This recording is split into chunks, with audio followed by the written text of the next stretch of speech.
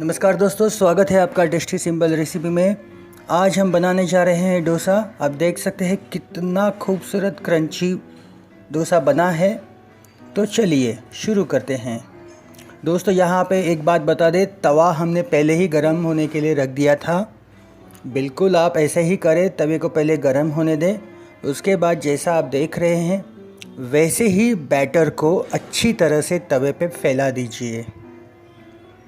दोस्तों आपका ख्याल रखें, सुरक्षित रहे, अपनों का ख्याल रखें।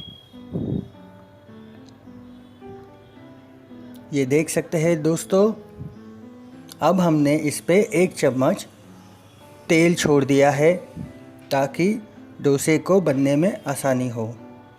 इसी तरह दोस्तों आप भी तेल को पूरे डोसे के ऊपर स्प्रेड कर दें।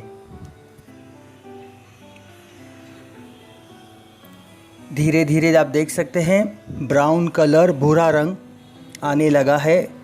ये निशानी है दोस्तों क्रिस्पी, टेस्टी, हेल्दी, क्रंची डोसे की।